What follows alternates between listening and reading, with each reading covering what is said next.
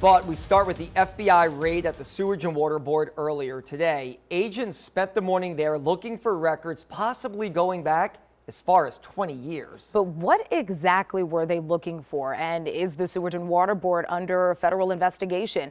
We have team coverage for you this afternoon. We want to begin first with WDSU Chief Investigative Reporter Greg LaRose. Greg, I know you were at the scene early this morning as the feds went in and out. Did the FBI confirm any of the questions many people at home may be asking right now?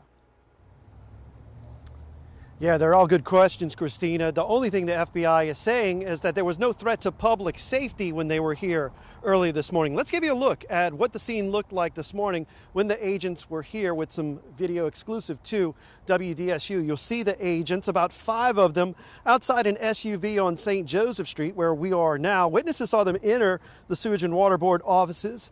Again, the FBI isn't saying what they're looking into, but WDSU Investigates has confirmed the state licensing board for contractors has its own related ongoing investigation. Here's what its compliance director had to say. Over the past several years, we've become aware of some unlicensed contractor or some fraudulent contractor activities that appear to be linked to some employees of the city of New Orleans, to include the Sewage and Water Board. Now, we don't know yet if the contractor board's investigation lines up with the FBI's investigation, but we do know that the contractor board doesn't have law enforcement powers, so it has to turn any criminal findings over to a police agency. Brad Hassert, who we just heard from, confirmed the information in question has been handed over to the FBI and the New Orleans Inspector General. Now, coming up at 5 o'clock, we're going to learn more about the Contractors Board's investigation and other public employees that it involves. For now, reporting live from the CBD, Greg LaRose, WDSU News. Greg, thank you. The Sewage and Water Board has been a troubled entity for over a decade, frustrating residents and business owners alike over an array of problems. In 2017, parts of the city flooded when the pumps across New Orleans went down. That led to the ouster of the then head of the Sewage and Water Board. Ghassan Korban was hired as the new top man, and he walked into a mess. Old pipes and drains that constantly break, turbines and power sources built before World War I, and workers accused of theft, stealing, and selling brass. And that's not all.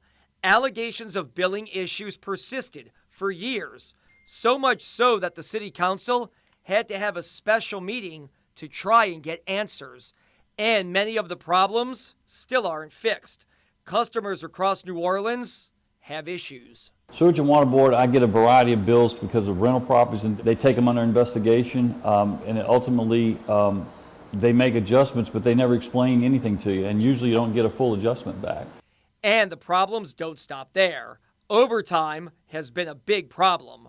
For years, WDSU Investigates has laid out problems with how much the state agency pays out in OT. Sewage and Water Board employs about 1,500 people. We looked at the top 100 employees, the men and women who work the most overtime. Records show their total combined annual salaries are about $4 million.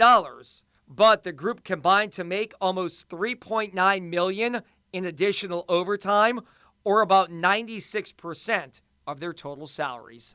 When stories come out like this about your overtime being too high, it makes people question, why do you need 7 people at a certain job? How come these many people are getting this much work? The agency is also trying to staff up with hundreds of open jobs. For years, New Orleans Mayor LaToya Cantrell has tried to get more money for that agency. And we should mention, during Hurricane Ida, pump stations went down, which led to some flooding in parts of the city.